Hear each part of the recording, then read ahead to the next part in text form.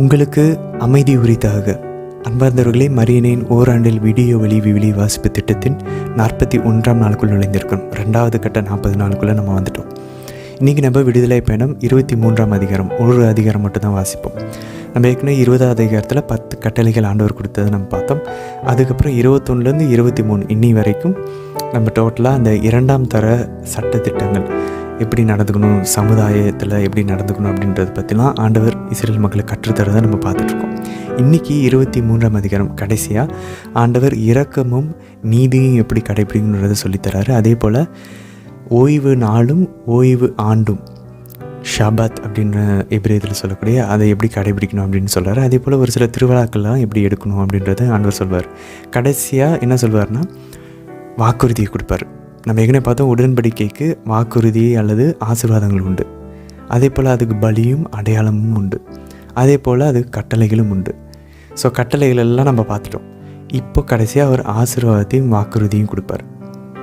இதெல்லாம் ஆசீர்வாதம், கட்டளைகள், வாக்குறுதி எல்லாம் தெளிவுபடுத்திட்டு அவரோட வீட்டில் அவரோட பிள்ளையாக இருந்தால் எப்படி நடக்கணும்னு எல்லாம் சொல்லி கொடுத்துட்டு நாளைக்கு நம்ம வாசிப்போம். உடன்படிக்கையை ஆண்டவர் ஏற்படுத்த போகிறார். அந்த பலியும் அடையாளமும் நாளைக்கு நம்ம பார்க்க போகிறோம். சரி, இது ஒரு பக்கம் இருக்க. இன்றைக்கி நம்ம தொடர்ந்து லேவியரில் 16ஆம் அதிகாரம், ஒரு அதிகாரம் மட்டும் தான் வாசிக்க போகிறோம். நம்ம ஏற்கனவே பார்த்தோம் லேவியருடைய அந்த அமைப்பு எப்படி இருக்குன்னு நம்ம பார்த்துட்டோம். முதல்ல 5 விதமான பலிகள் பார்த்தோம். அதுக்கப்புறம் ஆரோனின் குருத்துவத்தை எப்படி ஏற்படுத்தினார் அதை பற்றி பார்த்தோம். அதுக்கப்புறம் 11லேருந்து 15 வரைக்கும் அந்த சட்டத்திட்டங்கள் எப்படி சுத்தபத்தமாக இருக்கணும் அப்படின்றதுக்கான வழிமுறைகள்லாம் ஆண்டவர் கொடுக்குறத பார்த்துட்டோம். மறந்துடக்கூடாது, லேவியர் இங்கே நம்ம விடுதலை பயணத்தில் ஆண்டவர் இன்னும் அந்த சந்திப்பு கூடாரத்தில் அமைக்கவே இல்லை. அவர் வெறும் சீனாய் மலையிலிருந்து தான் இப்போ பேசிகிட்டு இருக்காரு. ஆனால் நம்ம லேவியரில் அவங்க சீனாய் மலையை விட்டு வெளியே பாலைவனத்தில் ஆண்டவர் சந்திப்பு கூடாரத்தின்ல உடன்படிக்கை பேழை செய்யப்பட்டு அதிலிருந்து ஆண்டவர் பேசுவார். இப்போ எப்படி விடுதலை பயணத்தில் சீனாயிலேருந்து பேசுகிறார், மலையிலேருந்து பேசுகிறோம், அந்த மாதிரி இப்போ லேவியரில் அவங்க சந்திப்பு கூடாரத்தில் இருக்கக்கூடிய உடன்படிக்கை பேழையின் அந்த இரக்கத்தின் இருக்கையிலிருந்து ஆண்டவர் பேச போகிறார். ஸோ அங்கேருந்து தான் ஆண்டவர் இதெல்லாம் கூறிகிட்ருக்கார். ஸோ அந்த நியமங்கள், அந்த ஒழுங்குமுறைகள் எல்லாம் பார்த்தாச்சு, சந்திப்பு கூடாரத்தில் ஆண்டவர் கொடுத்தது. இப்போது கடைசியாக நம்ம 16வது அதிகாரத்தில் பாவ கழுவாய் பலி, இந்த பாவ கழுவாய் நாள், த டே ஆஃப் அட்டோன்மெண்ட், இது எப்படி கடைபிடிக்கணும் அப்படின்றத பற்றின அந்த ஒழுங்குமுறைகளை ஆண்டவர் இன்னைக்கு கொடுக்குறத நம்ம லேவியர் 16ஆம் அதிகாரத்தில் வாசிப்போம். கூடவே திருப்பாடல்கள் நம்ம தொடர்ந்து வாசிச்சுட்ருக்கோம். ஆசாப் இறைவாக்கினர் எழுதின அந்த திருப்பாடல் இன்றைக்கி நம்ம என்ன வாசிக்க போகிறோம்? 77ஆம் அதிகாரம் வாசிக்க போகிறோம். இன்றைக்கி இந்த திருப்பாடல் ரொம்ப அழகான திருப்பாடல். இதில் எப்படி ஒரு உச்சக்கட்டமான ஒரு விரக்தியில் இருக்கக்கூடிய அந்த ஒரு காலத்தில், அந்த ஒரு நேரத்தில் ஆசாப்பு அழகான ஒரு நல்ல ஒரு பாடத்தை நம்ம கற்றுத்தருகிறார். நம்ம ரொம்ப மனசு சோர்ந்திருக்கும் போது எப்படி ஜெபிக்கணும் அப்படின்றத சொல்லித்தரக்கூடிய ஒரு திருப்பாடலாக இது அமையும். பின்னாடி நம்ம விளக்க உரையில் பார்ப்போம். சரி, இன்றைய தினத்திற்கான இந்த விவிலிய வாசி பகுதிக்குள்ளே செல்வதற்கு முன்பாக ஒரு சில கேள்விகளோடு நம்ம உள்ளே போகலாம். முதல் கேள்வி என்ன அப்படின்னாக்கா, இன்றைக்கி நம்ம விடுதலை பயணத்தில் வாசிக்கும் போது ஆண்டவர் சாப்பிட்றதுக்கு முன்னாடி அதை ஆசீர்வதிப்பதை பற்றின சம்மந்தப்பட்ட மறைமுகமான ஒரு வசனம் இருக்கும். அது எங்கே வருதுன்றதை எதிர்பார்த்து கொண்டே வாசிப்போம். 2வது கேள்வி, ஆண்டவர் 3 விழாக்களை அவருக்கு எடுக்க சொல்வார், கடைபிடிக்க சொல்வார். அது என்ன விழாக்கள்? அந்த 3 விழாக்களுக்கு தான் அவர் எல்லா யூத ஆண்களும் எருசலேமுக்கு வரக்கூடிய அந்த ஒரு கடமை இருந்துச்சு. ஸோ அது என்ன 3 விழாக்கள், அதை கவனித்து கொண்டே அந்த 3 விழாக்களோட பேரை ஞாபகம் வச்சுக்க முயற்சிப்போம். 3வது, ஆரோன் காளையை பலியிடுவார், அவருக்காகவும் அவருடைய குடும்பத்தோடைய பாவத்துக்காகவும். அதுக்கப்புறம் 2 வெள்ளாட்டு கிடாய்களை பலியிடுவார். ஸோ இந்த 2 வெள்ளாட்டு கிடாய்களையும் இந்த காளையையும் ஆரோன் என்ன பண்ணுறாரு, அந்த ஸ்டெப்ஸ் என்னன்றதை கவனித்து பாருங்கள். அதுக்கும் ஆண்டவர் இயேசுவுடைய பாடுகளுக்கும் ரொம்ப நெருக்கமான தொடர்பு உண்டு. நேரடியாக அதை நம்ம புதிய ஏற்பாட்டிலே பார்க்கலாம். ஸோ இந்த 3 கேள்விகளோட இன்றைய தினத்திற்கான விவிலிய வாசி பகுதிக்குள்ளே நம்ம ஜெபத்தோடு உள்ளே இணையலாம். தந்தை, மகன், தூய ஆவியாரின் பெயராலே ஆமேன். தந்தையாம் இறைவனை அழைத்து ஜெபிப்போம். அருள் நிறைந்த அன்னை மரியே வாழ்க. ஆண்டவர் உம்முடனே, பெண்களுக்குள்ள ஆசை பெற்றவர் நீரே அம்மா. உம்முடைய திருவயிற்றின் கனியாகிய இயேசு கிறிஸ்துவும் ஆசை பெற்றவரே. புனித அன்னை மரியே, இறைவனின் தாயே, பாவிகளாக இருக்கிற எங்களுக்காக இப்பொழுதும் எங்கள் இறப்பின் வேலையிலும் வேண்டிக் கொள்ளும் அம்மா. ஆமேன். சுதனாகிய இறைவனை அழைத்து ஜெபிப்போம். அருள் நிறைந்த அன்னை மரியே வாழ்க, ஆண்டவரும் உடனே, பெண்களுக்குள் ஆசை பெற்றவர் நீரே அம்மா. உம்முடைய திருவயிற்றின் கனியாகிய இயேசு கிறிஸ்துவும் ஆசை பெற்றவரே. புனித அன்னை மரியே, இறைவனின் தாயே, பாவிகளாக இருக்கிற எங்களுக்காக இப்பொழுதும் எங்கள் இறப்பின் வேலையிலும் வேண்டிக் கொள்ளும் அம்மா. ஆமேன். தூய ஆவியானவரை அழைத்து ஜெபிப்போம். அருள் நிறைந்த அன்னை மரியே வாழ்க, ஆண்டவரும் உடனே, பெண்களுக்குள் ஆசை பெற்றவர் நீரே அம்மா. உம்முடைய திருவயிற்றின் கனியாகிய இயேசு கிறிஸ்துவும் ஆசை பெற்றவரே. புனித அன்னை மரியே, இறைவனின் தாயே, பாவிகளாக இருக்கிற எங்களுக்காக இப்பொழுதும் எங்களுடைய இறப்பின் வேலையிலும் வேண்டிக் கொள்ளும் அம்மா. ஆமேன். விடுதலை பயணம். அதிகாரம் 23. பொய் புரளியை நீ கிளப்ப வேண்டாம். அநியாயமாய் பொய் சாட்சியாகி நீ தீயவருக்கு கை கொடுக்க வேண்டாம். கெடுமதி கொண்ட கும்பலை பின்பற்றாதே. வழக்கின் போது கும்பலை சார்ந்து கொண்டு நீதியை திரித்து சான்று சொல்ல வேண்டாம். எளியவரது வழக்கிலும் அவருக்கெதிராக ஒருதலை சார்பாக நிற்காதே. உன் பகைவரின் வழி தவறி திரியும் மாடோ கழுதையோ உனக்கு எதிர்பட்டால் நீ அதனை உரியவரிடம் கொண்டு சேர்த்துவிடு. உன்னை வெறுக்கும் ஒருவரின் கழுதை சுமையினால் படுத்துவிட்டதை நீ கண்டால் அந்நிலையில் அவரை விட்டகலாதே. அதை தூக்கிவிட அவருக்கு உதவி செய். உன்னை சார்ந்துள்ள எளியவரின் வழக்கில் நீதியை திரித்து விடாதே. தவறான குற்றச்சாட்டுகளிலிருந்து விலகியிரு. குற்றமற்றவரையும் நேர்மையாளரையும் கொலை செய்ய வேண்டாம். ஏனெனில் தீயவரை நல்லவராக நான் தீர்ப்பிடவே மாட்டேன். கையூட்டு வாங்காதே. கையூட்டு பார்வையுடையவரையும் குருடராக்கும், நேர்மையாளரின் வழக்கையும் புரட்டிவிடும். அந்நியரை நீ ஒடுக்காதே. அந்நியரது உணர்வுகளை நீங்கள் அறிவீர்கள். ஏனெனில் எகிப்து நாட்டில் நீங்களும் அந்நியராக இருந்தீர்கள். 6 ஆண்டுகள் உன் நிலத்தில் நீ விதைத்து அதன் விளைச்சலை சேமித்து வைப்பாய். 7ஆம் ஆண்டு அதை ஓய்வு கொள்ளவும் தரிசாக கிடக்கவும் விட்டுவிடுவாய். உன் மக்களில் வறியவர்கள் தானாக விளைவதை உண்ணட்டும். அவர்கள் விட்டு வைப்பதை வயல்வெளி உயிரினங்கள் உண்ணும். உன் திராட்சை தோட்டத்திற்கும் உன் ஒலிவ தோட்டத்திற்கும் இவ்வாறே செய்வாய். 6 நாள்கள் நீ உன் வேலையை செய்வாய். 7ஆம் நாளிலோ ஓய்ந்திருப்பாய். இதனால் உன் மாட்டுக்கும் உன் கழுதைக்கும் ஓய்வு கிடைக்கும். உன் அடிமை பெண்ணின் பிள்ளையும் அந்நியரும் இளைப்பாறுவர். நான் உங்களுக்கு சொன்ன யாவற்றையும் கடைபிடியுங்கள். பிற தெய்வங்களின் பெயரை நீங்கள் உச்சரிக்க வேண்டாம். அது உங்கள் வாயில் ஒலிக்கவும் வேண்டாம். ஆண்டில் 3 முறை நீ எனக்கு விழா எடுப்பாய். புளிப்பற்ற அப்ப விழாவை நீ கொண்டாட வேண்டும். நான் உனக்கு கட்டளையிட்டபடி ஆபிபு மாதத்தில் குறிக்கப்பட்ட காலத்தில் 7 நாள்கள் புளிப்பற்ற அப்பம் உண்பாய். ஏனெனில் அப்போது நீ எகிப்திலிருந்து வெளியேறினாய். எவரும் வெறுங்கையராக என் திருமுன் வரவேண்டாம்.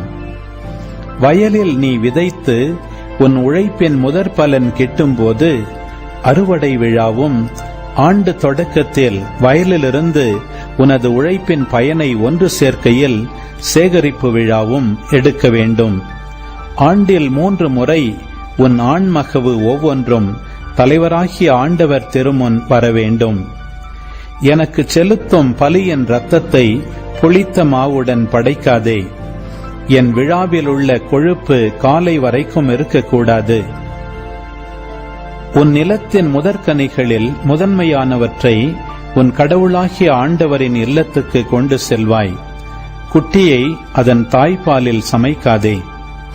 வழியில் உன்னை பாதுகாக்கவும் நான் ஏற்பாடு செய்துள்ள இடத்தில் உன்னை கொண்டு சேர்க்கவும் இதோ நான் உனக்கு முன் ஒரு தூதரை அனுப்புகிறேன். அவர் முன் எச்சரிக்கையாயிரு. அவர் சொற்கேட்டு நட. அவரை எதிர்ப்பவனாயிராதே. உன் குற்றங்களை அவர் பொறுத்துக் கொள்ளார். ஏனெனில் என் பெயர் அவரில் உள்ளது. நீ அவர் சொல் கேட்டு நடந்தால், நான் சொல்வது யாவற்றையும் கேட்டு செயல்பட்டால், நான் உன் எதிரிகளுக்கு எதிரியும் உன் பகைவர்க்கு பகைவனும் ஆவேன். ஏனெனில் என் தூதர் உனக்கு முன் சென்று உன்னை எமோரியர், இத்தியர், பெரிசியர், கானானியர், இவ்வியர், எபூசியர் இவர்களிடம் கொண்டு போய் சேர்க்கும்போது நான் அவர்களை அழித்தொழிப்பேன். அவர்கள் தெய்வங்களை பணிந்து கொள்ளவோ அவைகளுக்கு வழிபாடு செய்யவோ அவைகளுக்குரிய பழக்க வழக்கங்களை பின்பற்றவோ வேண்டாம். மாறாக அவற்றை அழித்தொழித்து அவற்றின் சிலை தூண்களை உடைத்து தள்ளுவாய். நீ உன் கடவுளாகிய ஆண்டவரை வழிபட வேண்டும். அவர் உன் உணவு, தண்ணீர் இவற்றின் மேல் ஆசி வழங்குவார். அவர் உன் நடுவினின்று நோயை அகற்றிவிடுவார். குறைகால பிள்ளை பேரும் மலடும் உன் நாட்டில் இரா. உன் வாழ்நாள்களின் எண்ணிக்கையை நான் நிறைவு செய்வேன். என் பேரச்சத்தை உனக்கு முன்னர் அனுப்பி உன்னை எதிர்ப்படும் எல்லா மக்களையும் நான் கதிகலங்கச் செய்வேன். உன் பகைவர் அனைவரும் உனக்கு புறம் காட்டச் செய்வேன். உனக்கு முன் நான் குளவிகளை அனுப்பி வைப்பேன். அவை இவ்வியரையும் கானானியரையும் இத்தியரையும் உனக்கு முன் என்று துரத்திவிடும். ஆயினும் ஒரே ஆண்டில் உனக்கு முன் என்று நான் அவர்களை துரத்திவிட மாட்டேன். துரத்தினால் நிலம் தரிசாகிவிடும். உன்னிலும் மிகுதியாக வயல்வெளி விலங்குகள் பலுகி பெருகிவிடும். எனவே நீ பலுகி பெருகி நாட்டை கைப்பற்றும் வரை சிறிது சிறிதாக அவர்களை உனக்கு முன் என்று துரத்தி விடுவேன். உன் எல்லைகள் செங்கடல் முதல் பெலிஸ்தியர் கடல் வரைக்கும், பாலை நிலம் முதல் யூப்ரத்தீசு நதி வரைக்கும் விரிந்து கிடக்கச் செய்வேன். ஏனெனில் அந்நாட்டின் குடிமக்களை நான் உன் கையில் ஒப்படைப்பேன். நீயும் அவர்களை உன் முன் என்று துரத்திடுவாய். நீ அவர்களுடனோ அவர்களுடைய தெய்வங்களுடனோ எந்த உடன்படிக்கையும் செய்யாதே. அவர்கள் உன் நாட்டில் குடியிருக்க வேண்டாம். இல்லையெனில் நீ எனக்கு எதிராக பாவம் செய்ய அவர்கள் காரணமாவர். நீ அவர்கள் தெய்வங்களை வழிபடுவது உனக்கு கண்ணியாக அமையும். லேவியராகமம் அதிகாரம் 16. ஆரோனின் புதல்வர் இருவர் ஆண்டவரது திருமுன்னிலையை நெருங்கியதால் சாவுக்குள்ளான பின் ஆண்டவர் மோசேயிடம் கூறியது: ஆரோனிடம் நீ கூற வேண்டியது, அவன் சாகாது இருக்க வேண்டுமெனில் தூயகத்தில் தொங்கு திரைக்கு உள்ளே இருக்கும் இரக்கத்தின் இருக்கையின் மூடிக்கு முன்பாக அவன் விரும்பும் போதெல்லாம் வரக்கூடாது. வந்தால் சாவுக்குள்ளாவான். ஏனெனில் இரக்கத்தின் இருக்கையின் மேல் மேகத்தில் நான் தோன்றுவேன். ஒரு காளையை பாவம் போக்கும் பலியாகவும் ஓர் ஆட்டுக்கிடாயை எரிபலியாகவும் செலுத்தி ஆரோன் தூயகத்திற்குள் நுழையலாம். அவன் புனித நாற்பட்டு மேற்சட்டை அணிய வேண்டும். நாற்பட்டாலான உள்ளாடை, கச்சை, தலைப்பாகை அணிய வேண்டும். இந்த புனித ஆடைகளை நீராடிய பின்னரே அவன் அணியலாம். இஸ்ரேல் மக்கள் கூட்டமைப்பு பாவம் போக்கும் பலிக்காக வெள்ளாட்டுக்கிடாய்கள் 2ஐயும் எரிபலிக்காக ஆட்டுக்கிடாய் 1ஐயும் கொண்டு வர வேண்டும். ஆரோன் பாவம் போக்கும் பலிக்குரிய காளையை தனக்காகவும் தன் குடும்பத்தினருக்காகவும் பலியிட்டு பாவ கழுவாய் நிறைவேற்றுவான். வெள்ளாட்டுக்கிடாய்கள் 2ஐயும் சந்திப்பு கூடார வாயிலில் ஆண்டவர் திருமுன் நிறுத்த வேண்டும். ஆண்டவருக்கென ஒன்றும் போக்கு ஆடாக விடப்படுவதற்கென ஒன்றுமாக அந்த கிடாய்கள் மேல் சீட்டு இடப்படும். ஆண்டவருக்கென சீட்டு விழுந்த ஆட்டுக்கிடாயை பாவம் போக்கும் பலியாக செலுத்த வேண்டும். போக்கு ஆடாக விடப்படுவதற்கென சீட்டு விழுந்த வெள்ளாட்டுக்கிடாய் பாவ கழுவாய்க்கென பாலை நிலத்திற்கு அனுப்பப்படுமாறு ஆண்டவர் திருமுன் உயிருடன் நிறுத்தி வைக்கப்படும். ஆரோன் பாவம் போக்கும் பலிக்குரிய காளையை தன் குடும்பத்தாருக்காகவும் பலியிட்டு பாவ கழுவாய் நிறைவேற்றுவான். ஆரோன் கலசத்தை ஆண்டவர் திருமுன் இருக்கும் பலிபீடத்து நெருப்பு தணலால் நிரப்பிக்கொண்டு பொடியாக்கப்பட்ட நறுமணமிக்க சாம்பிராணியும் எடுத்துக்கொண்டு தொங்கு திரைக்கு உள்ளே வருவான். அவன் சாகாதிருக்க உடன்படிக்கை பேழையின் மேல் இருக்கும் இரக்கத்தின் இருக்கையை புனித புகை மூடும் அளவிற்கு ஆண்டவர் திருமுன் நெருப்பில் சாம்பிராணி போடுவான். மேலும் அவன் கீழே நின்று கொண்டு காளையின் இரத்தத்தில் சிறிது எடுத்து இரக்கத்தின் இருக்கை மீது தன் விரலால் தெளிப்பான். மீண்டும் சிறிது எடுத்து இரக்கத்தின் இருக்கை முன்னர் 7 முறை தெளிப்பான். மக்களின் பாவம் போக்கும் பலியான வெள்ளாட்டுக்கிடாயை அவன் அடித்து அதன் இரத்தத்தை தொங்கு திரைக்கு உள்ளே கொண்டு செல்வான். காளையின் இரத்தத்தை தெளித்தது போலவே இதனையும் இரக்கத்தின் இருக்கையின் மேலும் அதன் முன்னிலையிலும் தெளிப்பான். இஸ்ரேல் மக்களின் தீட்டுகளை முன்னிட்டும் அவர்களின் பாவங்களால் விளைந்த குற்றங்களை முன்னிட்டும் தீட்டுப்பட்ட தூயகத்திற்காக பாவ கழுவாய் நிறைவேற்றுவான். அவர்களின் தூய்மையற்ற நிலைக்குள் அமைந்துள்ள சந்திப்பு கூடாரத்துக்காகவும் அவன் அப்படியே செய்வான். அவன் தனக்காகவும் தன் குடும்பத்திற்காகவும் சபை மக்கள் அனைவருக்காகவும் பாவ கழுவாய் நிறைவேற்றும்படி தூயகத்திற்குள் சென்று பாவ கழுவாய் நிறைவேற்றிவிட்டு வெளியே வரும் வரை சந்திப்பு கூடாரத்தில் எவரும் இருத்தல் கூடாது. அவன் ஆண்டவர் திருமுன் இருக்கிற பலிபீடத்திற்கு அருகில் வந்து அதற்கு பாவ கழுவாய் நிறைவேற்றுவான். காளையின் இரத்தத்திலும் வெள்ளாட்டுக்கிடாயின் இரத்தத்திலும் சிறிது எடுத்து பலிபீட கொம்புகளில் பூசுவான். தன் விரலினால் அந்த இரத்தத்தை எடுத்து 7 முறை அதன் மேல் தெளித்து இஸ்ரேல் மக்களின் தீட்டுகள் நீங்க அர்ப்பணிப்பான். இவ்வாறு அவன் தூயகத்திற்கும் சந்திப்பு கூடாரத்திற்கும் பலிபீடத்திற்கும் கழுவாய் நிறைவேற்றிய பின் உயிரோடு இருக்கிற ஆட்டுக்கிடாயை கொண்டு வருவான். ஆரோன் 2 கைகளையும் உயிரோடு இருக்கும் அந்த கிடாயின் மேல் வைத்து இஸ்ரேல் மக்களின் எல்லா குற்றங்களையும் தவறுகளையும் பாவங்களையும் அறிக்கையிட்டு அதன் தலைமேல் சுமத்தி அதை பாலை நிலத்துக்கு கொண்டு செல்ல நியமிக்கப்பட்ட ஆள் மூலம் அங்கு அனுப்பிவிடுவான். அந்த வெள்ளாட்டு கிடாய் அவர்களின் பாவங்களை சுமந்து கொண்டு தனிமையான இடத்திற்கு செல்லும். அந்த ஆள் அதை பாலை நிலத்தில் விட்டுவிடுவான்.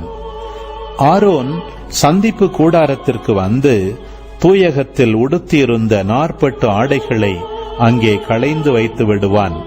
பின்பு அவன் தூய்மையான இடத்தில் குளித்து தன் ஆடைகளை அணிந்து கொண்டு தன் எரிபலியையும் மக்களின் எரிபலிகளையும் செலுத்தி தனக்காகவும் மக்களுக்காகவும் பாவ கழுவாய் நிறைவேற்றுவான். பாவம் போக்கும் பலியின் கொழுப்பை அவன் பலிபீடத்தில் எரித்து விடுவான். போகவிட்ட போக்கு ஆடாகிய வெள்ளாட்டுக்கிடாயை கொண்டு போய் விட்டவன் தன் உடைகளை துவைத்து தண்ணீரில் குளித்த பின்னரே பாளையத்துக்குள் வருவான். தூயகத்திற்குள் பாவம் போக்குவதற்கென இரத்தம் எடுக்கப்பட்ட காளையும் கிடாயும் பாளையத்திற்கு வெளியே கொண்டு போகப்படும். அவற்றின் தோல், இறைச்சி, சாணம் ஆகியவை நெருப்பில் சுட்டெரிக்கப்படும். அவற்றை எரித்தவன் தன் உடைகளை துவைத்து தண்ணீரில் குளித்த பின்னரே பாளையத்திற்குள் வருவான். 7ஆம் மாதம் 10ஆம் நாள் குடிமக்களும் உங்களோடு வாழும் அந்நியரும் வேலை ஒன்றும் செய்யாமல் நோன்பிருக்க வேண்டும். இது உங்களுக்கு என்றுமுள்ள நியமமாகும். அந்த நாளில் நீங்கள் தூய்மையாக்கப்படும்படி உங்களுக்கென பாவ கழுவாய் நிறைவேற்றப்படும். ஆண்டவர் திருமுன் உங்கள் பாவங்களுக்காக கழுவாய் நிறைவேற்றப்பட நீங்கள் தூய்மை அடைவீர்கள்.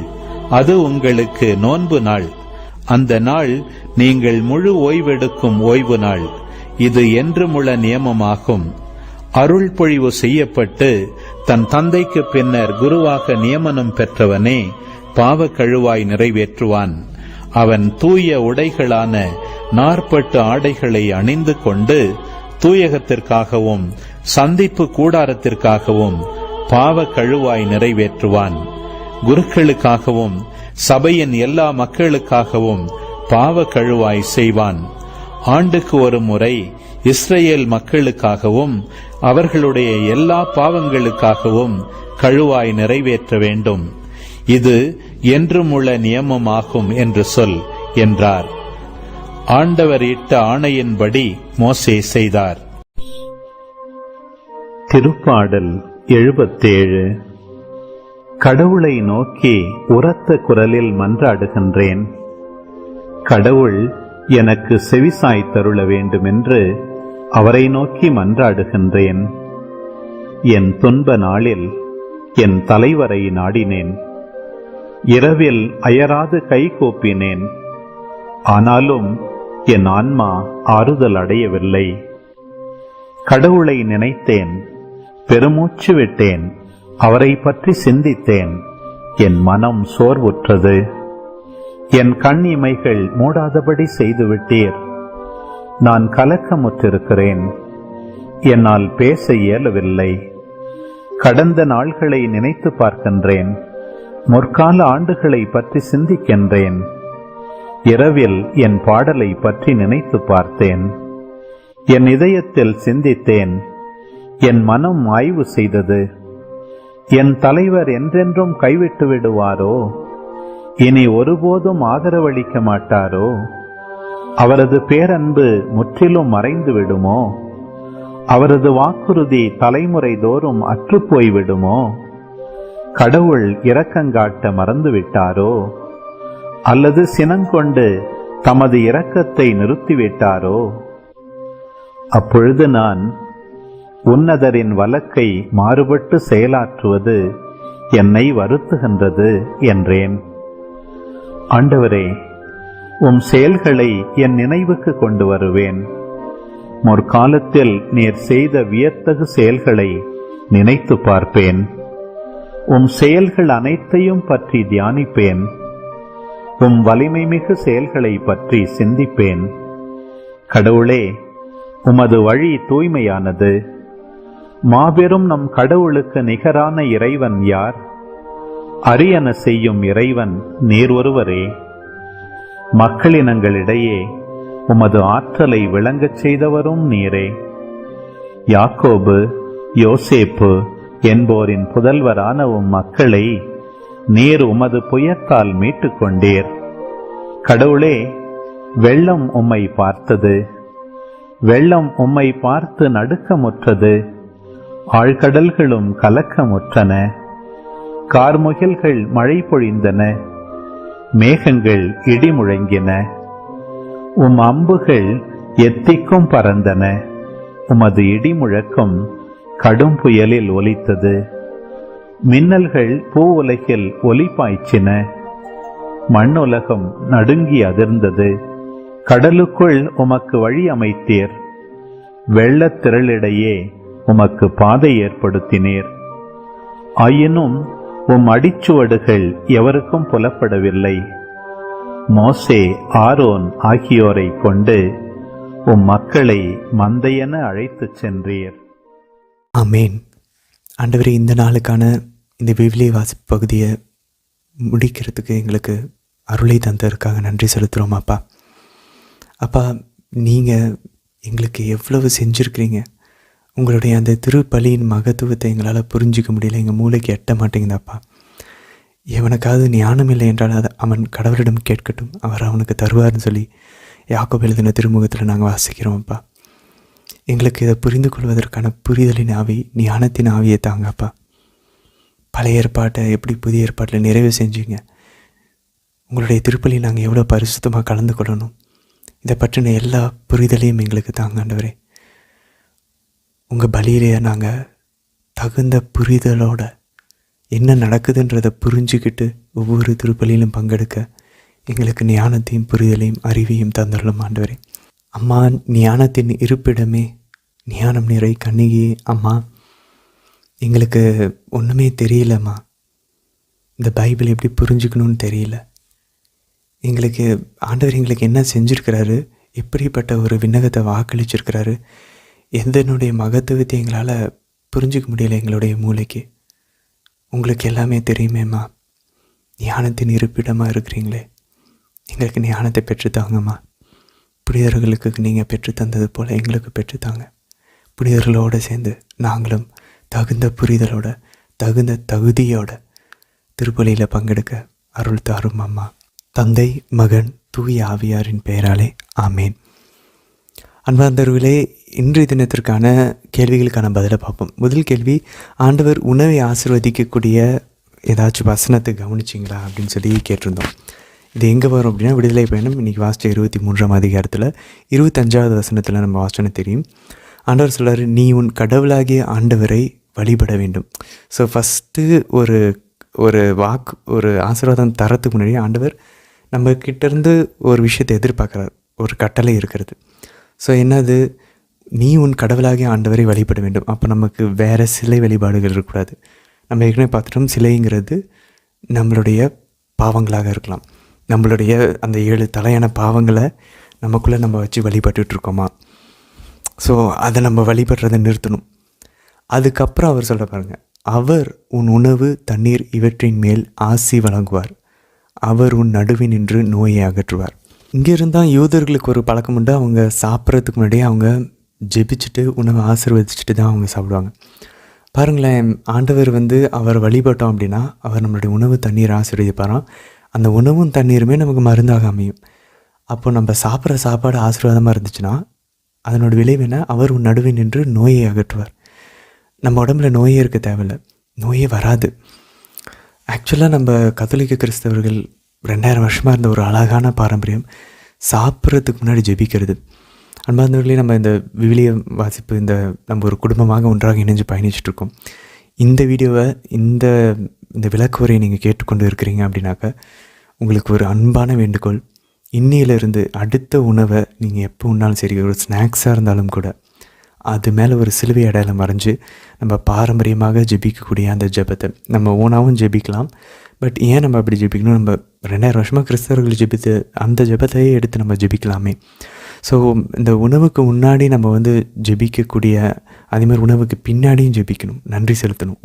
உணவுக்கு முன்னாடி ஆசீர்வதிக்கணும், உணவுக்கு அப்புறம் அதுக்கு நன்றி செலுத்தணும் ஆண்டவர்கிட்ட. எவ்வளோ அழகான பழக்கம் தெரியுமா? நம்மளுடைய முன்னோர்கள்லாம் அதை பண்ணிகிட்டு இருந்தாங்க. நமக்கு நடுவில் ஏதோ ஒரு பேட்ச்சு, நம்ம அப்பா அம்மா யாரோ அந்த செட்டு சொல்லி கொடுக்காமல் விட்டுட்டாங்க. இது எல்லாத்தையுமே நமக்கு இதெல்லாம் இன்றைக்கி தெரியவே இல்லை. ஒரு அழகான பழக்கம். இதில் 3 நன்மைகள் இருக்குது. ஒன்று, உணவு ஆசீர்வதிக்கப்படும், அது நமக்கு மருந்தாக அமையும், அது ஒரு ஆசீர்வாதமாக இருக்கும். அதனால் நமக்கு அடிக்கடி நோய்கள் வராது. ஆண்டவர் நம்மளை ஆசீர்வதிக்கிறார். அதுதான் ஃபஸ்ட்டு ஆசீர்வாதம். 2வது, உணவுக்கு முன்னாடி பின்னாடி ஜெபிக்கிறதுனால என்ன நல்லது, நம்ம கடவுள் தான் அதை நமக்கு கொடுத்தாருன்னு சொல்லி கடவுளுக்கு நம்ம கடவுள் இருக்கிறார் அப்படின்றத நமக்கு நம்ம முதல்ல புரிய வச்சுக்கிறோம். கடவுளை நினைவு கூறுவதற்கான ஒரு டைமு. யோசிச்சு பாருங்களேன், சாப்பாடு இல்லாமல் எத்தனை பேர் நைட்டு இப்போ படுக்கைக்கு போகிறாங்க, சாப்பாடு இல்லாமல் எவ்வளோ பேர் கஷ்டப்படுறாங்க. ஆனால் ஆண்டவர் நமக்கு தகுதி இல்லாமல் சாப்பாடை கொடுத்துருக்கிறாரு, நம்ம டேபிளுக்கு அது வந்திருக்கு அப்படின்னாக்கா கடவுளுக்கு அதுக்கு நன்றி செலுத்தணும். கடவுளை நினைவு கூறுவதற்கான ஒரு நல்ல தருணம் அது. ஸோ கடவுளை அங்கீகரித்து அவரை நினைவு கூறுவதற்கான ஒரு தருணம். அதான் 2வது நல்ல விஷயம் நம்ம ஜெபிக்கிறதுனால. 3வது நல்ல விஷயம், அது ஒரு பவர்ஃபுல்லான விட்னஸ். மற்றவங்களுக்கு அது ரொம்ப ரொம்ப ஒரு வல்லமையான ஒரு சாட்சிய பகிர்வு. எங்கேயாச்சும் ரெஸ்டாரண்ட்டில் இருக்கிறோம், ஹோட்டலில் இருக்கிறோம், சாப்பிடும்போது நம்ம குடும்பம் மட்டும் போகுது, இல்லை நம்ம ஃப்ரெண்ட்ஸோடு போகிறோம், எல்லாம் சாப்பிட்டா பரவாயில்ல, நம்மளை அசிங்கமாக பேசினாலும் பரவாயில்ல, நம்மளை ஓட்டுனாலும் பரவாயில்ல, நம்ம ஆண்டவர் நான் நம்புகிறேன் கடவுள்னு ஒருத்தர் இருக்கிறார் அப்படின்றத ஒரு வல்லமையாக சாட்சியத்தை பகரக்கூடிய டைம் அது. நம்ம பொதுவெளியில் இருந்தாலும் சரி, குடும்பமாக இருந்தாலும் சரி, ஒன்றா சேர்ந்து சாப்பிட்றதுக்கு முன்னாடி எல்லோரும் வெயிட் பண்ணிவிட்டு ஒன்றாக சேர்ந்து சாப்பிட்றது எவ்வளோ அழகாக இருக்கும் பாருங்கள். ஒன்றா கையை கும்பிட்டு ஜெபிச்சுட்டு அதுக்கப்புறம் சாப்பிட்டா எவ்வளோ அழகாக இருக்கும். இந்த உணவுக்கு முன்னாடி சொல்ல வேண்டிய ஜெபம், அதுக்கு பின்னாடி சொல்ல வேண்டிய ஜெபம், இதோட முக்கியத்துவத்தை பற்றி தனியாக ஒரு வீடியோ நாங்கள் போட்டிருக்கிறோம். அதுக்கான லிங்க்கை இந்த வீடியோட டிஸ்கிரிப்ஷனில் கொடுத்துருக்கோம். அந்த லிங்க்கை தயவு செஞ்சு கிளிக் பண்ணி இந்த உணவுக்கு முன்னாடி பின்னாடி ஜெபிக்கிறதுனுடைய முக்கியத்துவத்தை தெரிஞ்சுக்கிட்டு அதை நம்ம அடுத்த உணவு இந்த விளக்குவரையை கேட்டுட்ருக்க அடுத்தபடியாக நீங்கள் உண்ணக்கூடிய உணவில் கண்டிப்பாக நீங்கள் ஜெபிச்சுட்டு தான் உண்ணணும் அப்படின்ற ஒரு முடிவெடுங்க. அதை நம்ம பிள்ளைங்களுக்கு கற்று தருவோம், நம்ம அப்பா அம்மாவுக்கும் சொல்லிக் கொடுப்போம், இல்லையா நம்ம அதை செய்வோம். எத்தனை பேர் ஓடினாலும் பரவாயில்ல, சாப்பிட்றதுக்கு முன்னாடி நிறுத்திட்டு பொறுமையாக கண்ணை மூடி பிதாசன் போட்டுட்டு அந்த ஜெபத்தை சொல்லி அதுக்கப்புறம் நம்ம சாப்பிட முயற்சிக்கலாம்.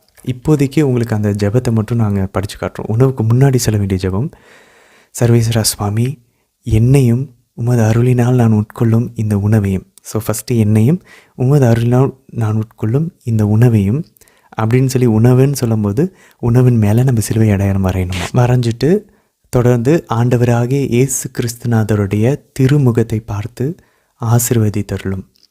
ஆமேன். இதுதான் ஜெபம். உணவுக்கு முன்னாடி நம்ம சொல்ல வேண்டிய ஜெபம். அதே போல் உணவுக்கு பின்னாடி சொல்லக்கூடிய ஜெபம் என்ன அப்படின்னா, சதா காலத்துக்கும் நித்தியருமாய் ஆட்சி செலுத்தக்கூடிய சர்வ வல்லமை உள்ள சர்வேஸ்வரா, தேவரீர் எனக்கு தந்துள்ள இந்த ஆகாரத்திற்காகவும் தேவரீர் எனக்கு செய்து வருகின்ற சகல உபகாரங்களுக்காகவும் தேவரீருக்கு நன்றறிந்த ஸ்தோத்திரம் பண்ணுகிறேன். ஆமேன். இதுதான் உணவுக்கு பின்னாடி நம்ம சொல்லக்கூடிய ஜெபம். இவ்வளோ அழகான ஜெபம். இதை பற்றின அந்த வீடியோவை முடிஞ்சளவு பார்க்க முயற்சி செய்யுங்க. சாப்பாடு முன்னாடி வச்சோன்னா உண்மையாகவே சாப்பிட தோணும் தான்.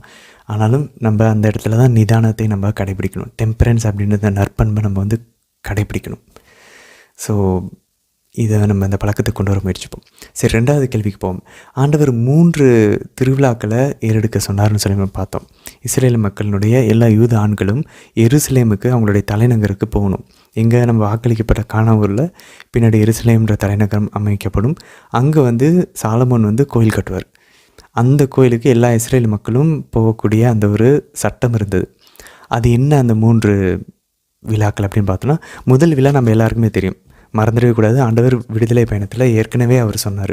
12வது அதிகாரம் 14 17 வசனங்களை பார்த்தோன்னா, அந்த பாஸ்கா கடத்தலினுடைய உணவு, பாஸ்கா கடத்தல் திருவிழாவை வந்து ஆண்டவர் அந்த புளிப்பற்ற அப்ப விழாவை கொண்டாட சொன்னார்.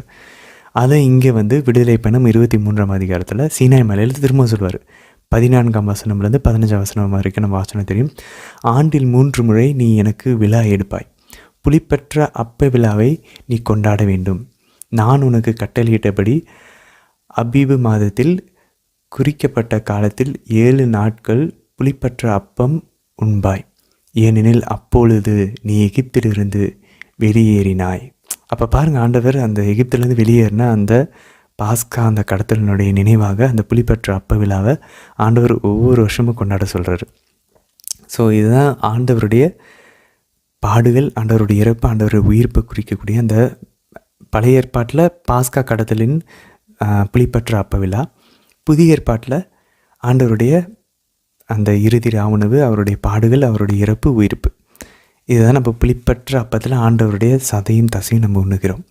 ஸோ பாஸ்கா கடத்தல் அந்த ஒரு திருவிழாவை ஆண்டவர் எப்படி நிறைவு செஞ்சார் நம்ம பார்த்தோம், அவருடைய இறப்பு, பாடுகள், உயிர்ப்பில். ரெண்டாவது என்ன சொல்கிறார் ஆண்டவர்?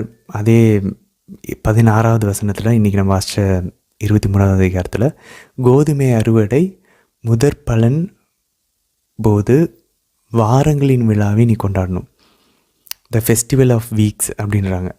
ஸோ இதை நம்ம வேற எங்கே பார்க்கலாம்? இதே பின்னாடி வந்து விடுதலை பயணம் 34 22வது வசனத்திலும் இணைச்சட்டம், அந்த 2வது தலைமுறையினர்களுக்கு நான் சொன்னேன் இல்லையா, மோசே திரும்பவும் இந்த சட்டங்கள்லாம் கொடுப்பார். அதை நம்ம இணைச்சட்டத்தில் வாசிப்போம்.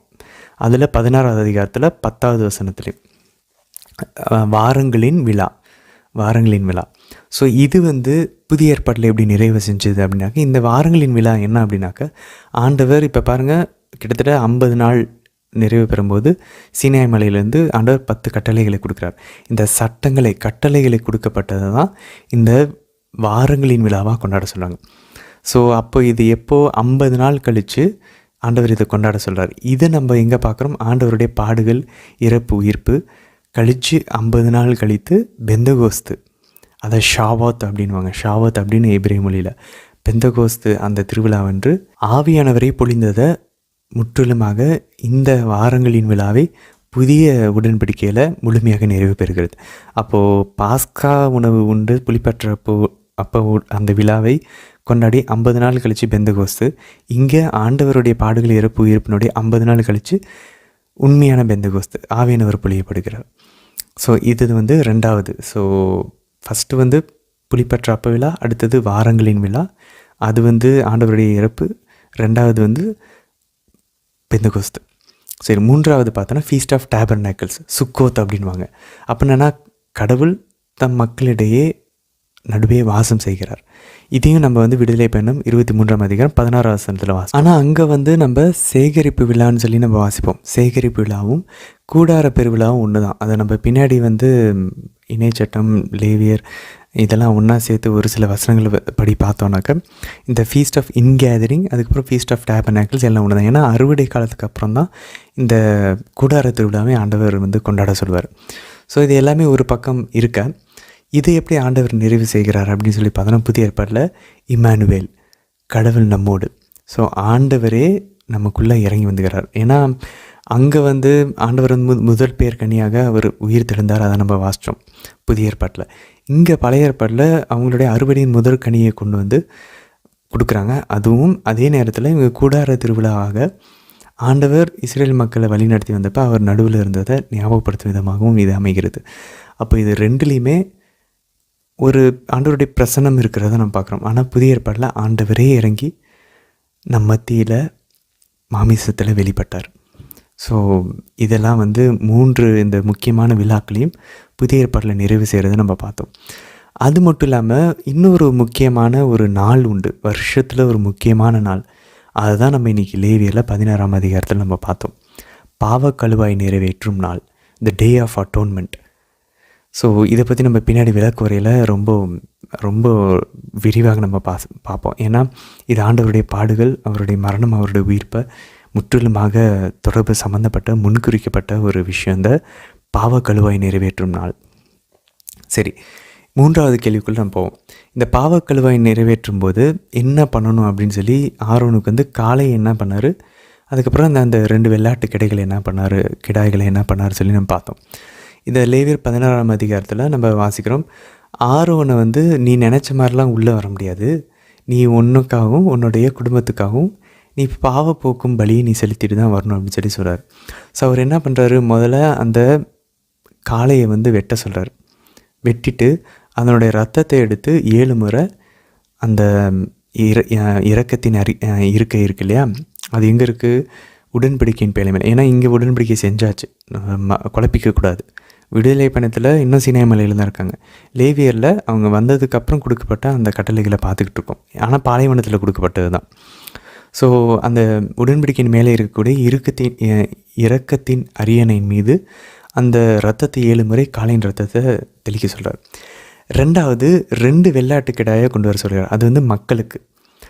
ஒன்று வந்து இவங்க சீட்டு குளிக்க போட்டு கடவுளுக்கு பலியிட வேண்டியது ஒரு ஆடு குளிஞ்சுன்னா அந்த ஆடை கூட்டிகிட்டு வந்து அந்த ஆடை வந்து வெட்டுறாங்க. வெட்டிட்டு அதனுடைய ரத்தத்தையும் எடுத்துகிட்டு தூயகத்துக்குள்ளே போகிறாங்க. ஸோ இந்த சந்திப்பு கூடாரத்தில் எப்படின்னா, மூலஸ்தானத்தில் நடுவில் வந்து உடன்படிக்கையின் பேலை இருக்கும், அதுக்கப்புறம் ஒரு திரை இருக்கும், அதுக்குள்ளே யாரும் போகவே முடியாது. ஸோ உடன்படிக்கை பேலைக்குள்ளே போய் அந்த இரக்கத்தின் அரியணையின் மீது அந்த இருக்கை மீது ரத்தத்தை தெளிக்கிறதுக்கு தலைமை குரு மட்டும்தான் உள்ளே போக முடியும். அந்த ஹோலி ஆஃப் ஹோலிஸ், அந்த தூயகத்துக்குள்ளே போகிறது, அது வருஷத்தில் ஒரு நாள் தான். அது இந்த பாவக்கழுவாய் போக்கும் நாள் அன்றைக்கி மட்டும்தான். அதுக்கப்புறம் மற்ற பலிகள்லாம் இப்போ எங்கே செலுத்தணும் அப்படின்னா அந்த திரைக்கு வெளியே. ஸோ உடன்படிக்கை பேலை அதுக்கு வெளியே ஒரு திரை, அந்த திரைக்கு வெளியே தான் இவங்க வந்து எல்லா குருக்களும் இந்த எல்லா விதமான பலிகளும், எரிபலி, நல்லுறவு பலி, நம்ம பார்த்தோம் இல்லையா, அந்த பாவப்போக்கும் பலி, குற்ற பலி போக்கும் பலி, இது எல்லாமே அவங்க வந்து அந்த தானிய பலி இது எல்லாத்தையுமே அங்கே தான் செலுத்துவாங்க. எங்கே, அந்த திரைக்கு வெளியே தான். தூயகத்துக்குள்ளே திரைக்குள்ளே வந்து வருஷத்தில் ஒரு நாள் தான் போகணும். ஸோ இப்போது இவங்க என்ன பண்ணுறாங்க, இவர் இந்த எந்த ஆடு வந்து கடவுளுக்கு பலிடணும்னு அந்த சீட்டில் விழுந்துச்சோ அந்த ஆட்டை வெட்டி அந்த ரத்தத்தை எடுத்துக்கிட்டு தலைமை குரு மட்டும் அந்த தூயகத்துக்குள்ளே அந்த திரைக்குள்ளே போய் உடன்படிக்கையின் பேலை மேலே அந்த ரத்தத்தை தெளிக்கிறார். ஸோ இது வந்து ஆண்டவருக்கு பலியிட வேண்டிய அந்த ஆடு. ஸோ இது ஒரு பக்கம் இருக்க. அந்த 2வது ஆட்டை என்ன பண்ணுறாங்க, அந்த 2வது வெள்ளாட்டு கிடாயை என்ன பண்ணுறாங்க, அதன் தலை மேலே 2 கைகளையும் ஆரோன் வைக்கணும். 2 கைகளையும் வச்சுட்டு இஸ்ரேல் மக்களுடைய பாவங்கள் எல்லாத்தையும் அந்த ஆட்டினுடைய தலையின் மீது சுமத்தி அந்த ஆட்டை வந்து வெளியே பாலை நிலத்துக்கு போக்காடாக விட்டுறணும். அதாவது அது ஒரு பலியாடுன்னு தான் சொல்கிறாங்க. ஆங்கிலத்தில் அதை ஸ்கேப் கோட் அப்படின்னு சொல்லி சொல்கிறாங்க, அமுச்சிடணும். ஸோ இப்போ நம்ம அந்த முதல் ஆடை மட்டும் நம்ம ஃபோக்கஸ் பண்ணுவோம். ஆண்டவருக்கு பலியிட ஆட்டு அந்த வெள்ளாட்டு கிடாய், அது எப்படி ஆண்டவர் இயேசுக்கு முன்னடையாளமாக விலகியது அப்படின்னு சொல்லி பார்த்தோன்னா, இது நம்ம ஏதோ கொண்டு வரதில்லை, இது திருச்சபையின் தந்தையர்களுக்கு கூட இல்லை, இது புதிய ஏற்பாட்டில் எபிரியர்கள் எழுதப்பட்ட திருமுகத்தில் தெளிவாக கொடுக்கப்பட்டிருக்கிறது.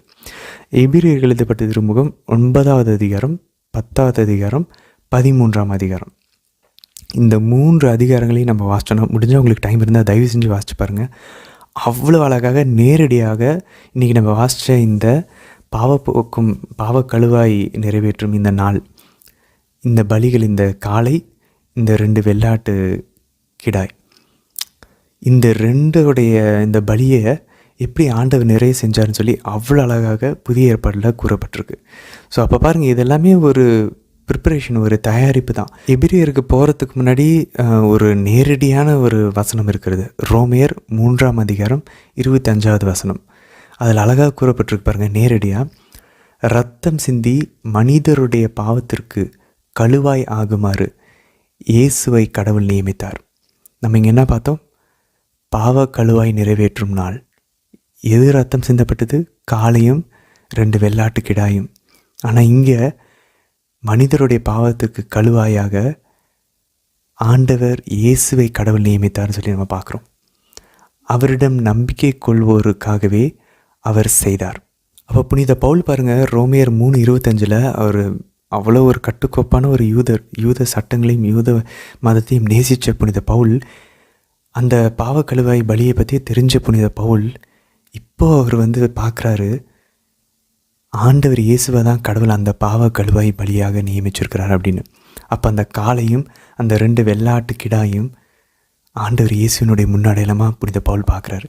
இப்போ அதனுடைய முழுமையாக புனித பவுலால் பார்க்க முடியுது.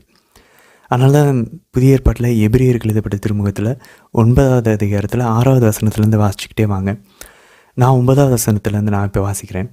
ஏனெனில் இக்காலத்தில் செலுத்தப்படும் காணிக்கைகளும் பலிகளும், அந்த டைமில் செலுத்தப்பட்ட காணிக்கைகளும் அந்த பலிகளும், இந்த பாவக்கழுவை பலிகளும், அதுக்கு முன்னாடி நம்ம பார்த்த எல்லா எரி பலிகளும் வழிபடுபவர்களின் மனசான்றை நிறைவுக்கு கொண்டு வர முடியல அப்படின்னு சொல்லி கூறப்பட்டிருக்குது. இவை உடலை சார்ந்த ஒழுங்குகளே. 10வது வசனத்தில் உண்பது பற்றியும் குடிப்பது பற்றியும் பல்வேறு வகையான தூய்மைப்படுத்தும் சடங்குகளை பற்றியும் எழுந்த இவை சீரமைப்பு காலம் வரை நீடிக்கும். சீரமைப்பு காலம்னா என்னது? இந்த புதிய உடன்படிக்கையின் காலம். அது வரைக்கும் தான் இது எல்லாமே உடலை சார்ந்த விஷயங்கள், இந்த இரத்தத்தை எடுத்து தெளிக்கிறது, இது எல்லாமே. ஆனால் இப்பொழுது கிறிஸ்து தலைமை குருவாக வந்துள்ளார். எவ்வளோ அழகாக எழுதுகிறாங்க பாருங்கள். அங்கே ஆரோன் அதெல்லாம் பண்ணுவார். ஆரோனுக்கு அப்புறம் அவருடைய புதல்வர்கள் யாராவது தலைமை குருவாக பண்ணுவாங்க. இப்போது நமக்கு தலைமை குரு யார்? இப்பொழுது கிறிஸ்து தலைமை குருவாக வந்துள்ளார். அவர் அருளும் நலன்கள் இப்பொழுது நமக்கு கிடைத்துள்ளனர். அவர் திருப்பணி செய்யும் கூடாரம் முன்னதையை விட மேலானது, நிறைவு மிக்கது. அது மனிதர் கையால் அமைக்கப்பட்டது அல்ல, அதாவது படைக்கப்பட்ட இவ்வுலகை சார்ந்தது அல்ல. அப்போ ஆண்டவர் இயேசு தலைமை குருவாக அவர் உள்ளே போனது இந்த சந்திப்பு கூடாரத்துக்குள்ளே இல்லை சாலமன் கண் கோயிலுக்குள்ளே இல்லை. நம்ம அது பின்னாடி வாசிப்போம். இது எல்லாமே விண்ணகத்தினுடைய ஒரு ஜெராக்ஸ் காப்பி, அதனுடைய ஒரு மாதிரி தான் இங்கே ஆண்டவர் கொடுத்து மோசேவை செய்ய சொன்னார். அப்போ ஆண்டவர் இப்போ நேரடியாக எங்கே போயிருக்கிறாராம்? விண்ணகத்தில் தூயகத்துக்குள்ளே, உண்மையாலுமே தூயகத்துக்குள்ளே ஆண்டவர் முன்னாடி போய் நிற்கிறாராம். அது நம்ம தொடர்ந்து வாசனம் பாருங்கள். அவர் பலியாக படைத்த இரத்தம் வெள்ளாட்டு கிடாய்களின் கன்றுக்குட்டிகளின் ஆகியவற்றின் இரத்தம் அல்ல, அவரது சொந்த இரத்தமா.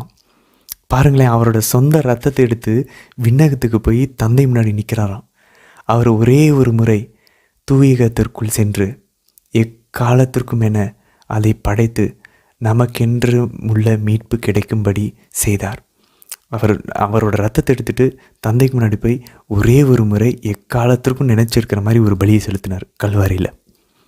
அதை நமக்கெல்லாம் மீட்பு கிடைக்கக்கூடிய பலியாக அதை செலுத்தினாராம்.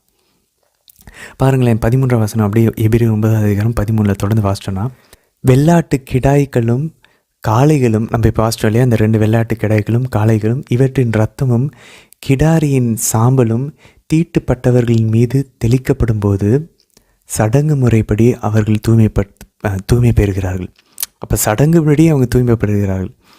ஆக்சுவலாக இதை நம்ம பின்னாடி வாசிப்போம், பின்னாடி இதெல்லாம் செய்வாங்க, அந்த ரத்தத்தை தெளிக்கிறத நம்ம பின்னாடி வாசிப்போம். ஆனால் 14வது வசனத்தில், ஆனால் கிறிஸ்துவின் ரத்தம் வாழும் கடவுளுக்கு நாம் வழிபாடு செய்யுமாறு. அப்போ பாருங்கள், அவரோட ரத்தத்தை எடுத்து நம்ம வழிபாடு செய்யணுமா? ஆண்டவர் செஞ்சுட்டு கல்வாரியில் முடிச்சுட்டு போகல, நம்ம இப்போ அவரோட ரத்தத்தை எடுத்து நம்ம வழிபாடு செய்யணும். எங்கே செய்கிறோம்? திருப்பலியில் செய்கிறோம். பாருங்கள், 14ஆம் வசனம் நல்லா வாசிச்சோன்னா, ஆனால் கிறிஸ்துவின் ரத்தம் வாழும் கடவுளுக்கு நாம் வழிபாடு செய்யுமாறு. நம்ம ஒரு வழிபாடு செய்யணும், அதெல்லாம் முடிச்சுட்டு போகல. பிரிந்து போன சகோதரர்கள் சொல்கிற மாதிரி நான் இப்போ ஆவியிலும் உண்மையிலும் வழிபடுவேன். எல்லாம் கைத்தட்டிலாம் வழிபட முடியாது. கைத்தட்டலாம், பட் திருப்பலியில் அல்ல. நம்ம உண்மையான வழிபாடு அதெல்லாம் ஆண்டவர் புகழ்வது, கைத்தட்டுவது, பாட்டு பாடுறதெல்லாம். உண்மையான வழிபாடு என்னன்னு சொல்கிறாரு பாருங்க. ஆனால் கிறிஸ்துவின் ரத்தம் வாழும் கடவுளுக்கு நாம் வழிபாடு செய்யுமாறு சாவுக்கு அழைத்து செல்லும் செயல்களிலிருந்து நம் மனசான்றை எத்துணை மிகுதியாய் தூய்மைப்படுத்துகிறது. ஏனெனில் என்றென்றும் உள்ள தூய ஆவியினால் தம்மை தாமே கடவுளுக்கு மாசற்ற பலியாய் கொடுத்தவர் அவரே. ஏன்னா அதெல்லாம் வெள்ளாட்டு கிடாய்கள், காளைகள். இங்கே தூய ஆவியானவரினால ஆண்டவர் இயேசு அவருடைய உடலையே, அவருடைய இரத்தத்தையே, கடவுளுடைய உடலையும் கடவுளுடைய இரத்தத்தையும் தூய ஆவியானவர் வழியாக தந்தைக்கு கொடுக்குறோம். அப்போ நம்மளுடைய மனசான்ற அது எவ்வளோ நம்ம தூய்மைப்படுத்தணும். அப்போ திருப்பலியுடைய மகத்துவத்தை பாருங்களேன், இங்கே அழகாக எடுத்து சொல்லப்பட்டிருக்கிறது. பிரிந்து போன சகோதரர்கள் பாவம் பாருங்கள், அவங்களுக்கு பலிப்பீடமே கிடையாது. அவங்களுக்கு ஒரு புல்பிட்டு, பிரசங்கம் பண்ணக்கூடிய ஒரு மேஜை உண்டு, ஒரு டேபிள் உண்டு, அவ்வளோதான். ஒரு போடியம், அவ்வளோதான். அவங்களுக்கு எந்த ஒரு பலிப்பீடமே கிடையாது. கேட்டால் நீங்கள் என்ன பழைய ஏற்பாடு மாதிரி பண்ணிட்டுருக்கீங்க, ஆண்டவர் அதெல்லாம் மாற்றிட்டாருன்னுவாங்க. அப்படிலாம் இல்லையே. புதிய ஏற்பாட்டில் எபிரேயருக்கு எழுதப்பட்ட திருமுகம் 13ஆம் அதிகாரம் 10-16 வசனங்களை வாசிச்சா தெரியும். தெளிவாக கூறப்பட்டிருக்கு, நமக்கு ஒரு பலிப்பீடம் உண்டு. நேரடியாக வசனம் சொல்லுதுங்க, நமக்கு ஒரு பலிப்பீடம் உண்டு. அதில் ஆண்டவர் இயேசு நம்ம பலி செலுத்துகிறோம். எங்கே பிரிந்து போன சகோதரர்கிட்ட அந்த பலிப்பீடம் நம்ம கேட்கணும். அந்த வசனம் இப்படியாக சொல்லுது, 10ஆம் வசனம்லேருந்து 16 வாசனா, நமக்கு ஒரு பலிப்பீடம் உண்டு, அதில் படைக்கப்பட்டவை உண்பதற்கு கூடாரத்தில் திருப்பணியும் செய்பவர்களுக்கு உரிமை அல்ல. விலங்குகளின் இரத்தத்தை பாவம் போக்குவதற்காக தலைமை குரு தூயகத்திற்குள் எடுத்து செல்கிறார். ஆனால் அந்த விலங்குகளின் உடல்கள் பாளையத்திற்கு வெளியே சுட்டெரிக்கப்படுகின்றனர். இதனால்தான் இயேசுவும் தம் சொந்த இரத்தத்தினால் மக்களை தூயவர்களாக்க நகருக்கு வெளியே அவர் துன்புற்றார்னு இருக்கு. இப்போ பாருங்களேன், இப்போ அந்த 2வது வெள்ளாட்டு கிடாயை எடுத்துக்கும். ஒரு வெள்ளாட்டு கிடாயை ஆண்டவருக்கு முன்னாடி பலியிட்டாச்சு. இன்னொன்னுடைய தலை மேலே எல்லா பாவத்தையும் சுமத்தி அதை பாலினத்துக்கு வெளியே அமுச்சு விடுவாங்களாம். அப்போ பாருங்களேன், ஆண்டவருடைய தலை மேலே அந்த பிலாத்து தீர்ப்பிடும்போது நம்மளுடைய பாவங்கள் எல்லாம் அந்த 2வது வெள்ளாட்டு கிடாயை போல் ஆண்டவர் மேலே சுமத்தப்படுகிறது. சுமத்தி அவர் நம்ம நகருக்கு வெளியே தான் அவர் நம்ம கொல்கத்தா மலையே இருந்துச்சு. நம்ம நற்செய்தியில் வாசிக்கிறோம். அது இங்கே சொல்லப்பட்டிருக்கு பாருங்கள். எபிரேயர் 13 ஆண்டவர் அதனால தான் அவருடைய அந்த விலங்குகள் பாருங்கள், ரத்தத்தை எடுத்துகிட்டு குருவானவர் உள்ளே போய் அந்த உடன்படிக்கையின் பேலையெல்லாம் தெளிக்கிறாரு. இப்போ இந்த விலங்குகளோட உடல், அதனுடைய அந்த மாமிசம்லாம் இருக்கும்ல, அதை நகருக்கு வெளியே எடுத்துகிட்டு போய் அதை எரிச்சிடணும். இப்படி தான் அந்த பாவப்போக்கு கழுவாய் நம்ம வாசித்தோம். அந்த 4 அன்னைக்கு இதை பண்ணணும். பாருங்கள், ஆண்டவர் இயேசு அதனால தான் அவர் உடலோட வெளியே போய் நகருக்கு வெளியே துன்புற்றாராம். ஆகவே நாமும் அவருக்கு ஏற்பட்ட இகழ்ச்சியில் பங்கு கொண்டு பாளையத்தை விட்டு வெளியேறி அவரிடம் செல்வோம். ஏனெனில் நிலையான நகரம் நமக்கு இங்கே இல்லை, வரப்போகும் நகரையே நாம் நாடி செல்வோம். அப்போ பாருங்களேன், எப்படி பார்க்குறாங்க பாருங்கள் கிறிஸ்தவர்கள், புனிதர்கள். நம்மளும் அவருடைய பாடுகளில் பங்கெடுக்கணுமா? இப்போ இங்கே நம்ம இந்த உலகத்தில் இருக்கும்போது நகரை விட்டு வெளியேறி வரப்போகும் நகரத்திற்காக வெயிட் பண்ணணுமா? அது என்ன நகரம்? விண்ணகத்துக்காக நம்மளை வெயிட் பண்ண சொல்கிறாங்க. நம்ம இந்த உலகத்தில் வாழ்ந்துக்கிட்டு இதை பற்றி இங்கே சாதிக்கிறது, இதை பற்றி நம்ம யோசிச்சுட்ருக்கோம். ஆனால் பைபிள் சொல்லுது, இங்கே நம்ம அவருடைய பாடுகளில் துன்புறணும், பங்கேற்கணும். நம்ம இந்த உலகத்தில் வாழ்கிறது அந்த பாலை நிலத்தில் வாழ்கிற மாதிரி நம்ம ஏற்கனவே பார்த்தோம் இல்லையா? நம்ம முன் சுவையாக நற்கண்ணை ஆண்டவரை உட்கொண்டுகிட்டு இருக்கோம். ஆண்டவரை நம்ம உடல்லையும் மனசுலையும் ஆன்மாவிலையும் அவருடைய உடலையும் ரத்தத்தையும் ஆன்மாவையும் தெய்வீகத்தையும் நம்ம வாங்கி கொண்டிருக்கிறோம். இது ஒரு இஸ்ரேல் மக்கள் பாலை நிலத்தில் இருந்தது போல், இந்த வெள்ளாட்டு கிடாய் பாலை நிலத்துக்கு போனது போல் அவருடைய பாடுகளில் நம்ம துன்புற போகிறோம். இது ஒரு பாலைவன பயணம் போல தான் இந்த உலகத்தில் நம்ம வாழ்ந்துட்டு இருக்குது. அதனால தான் இது பயணிக்கும் திருச்சபைன்னு சொல்கிறோம், பில்கிரிம் சர்ச்.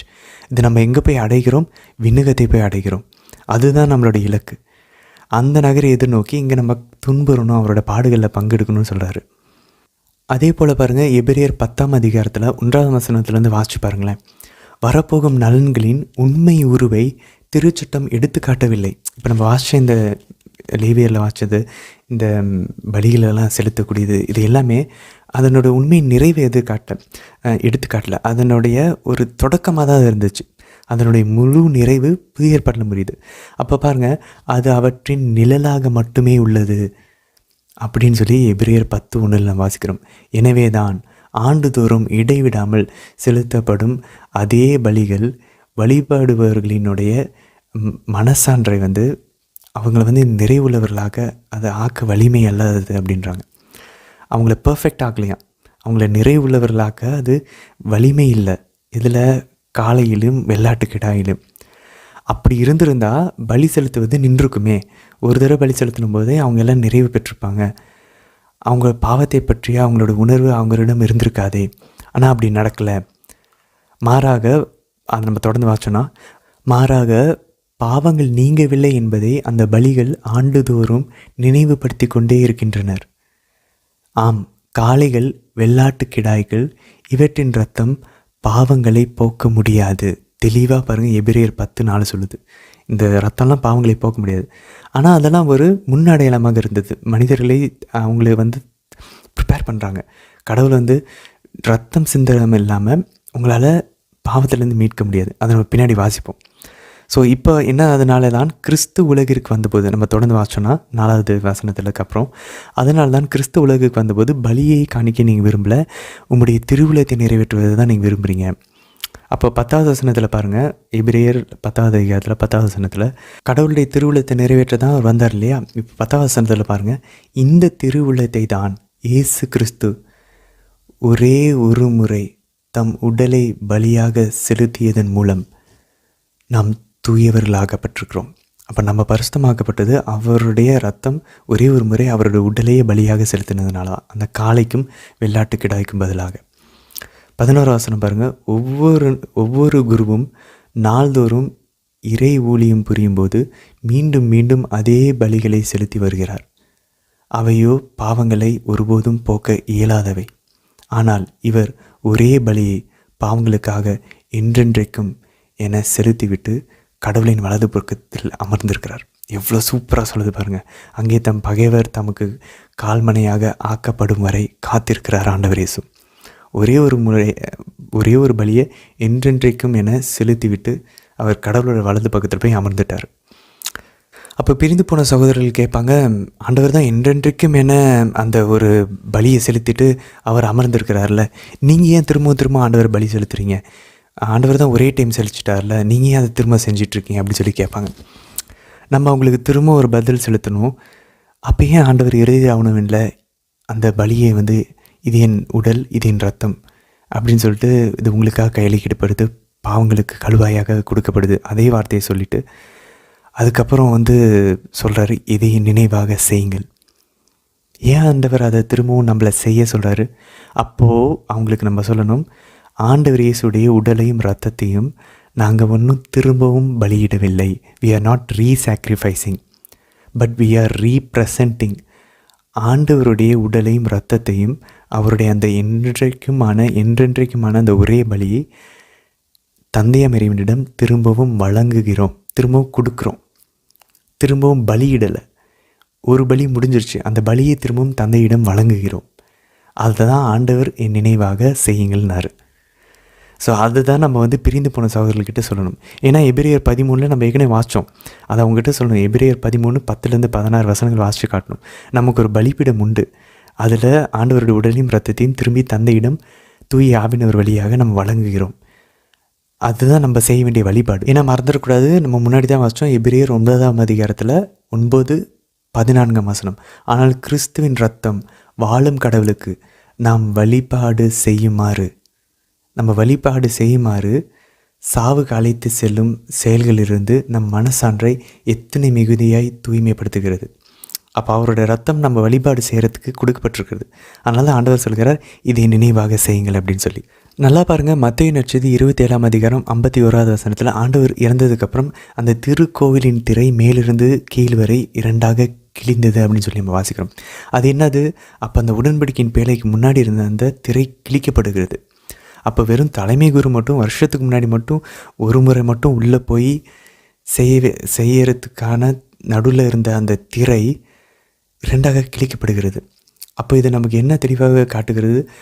இப்போது புதிய ஏற்பாடில் இந்த புதிய உடன்படிக்கை ஏற்படுத்தப்பட்டது ஆண்டவருடைய இறப்புக்கு அப்புறம், உயிர்ப்புக்கு அப்புறம்.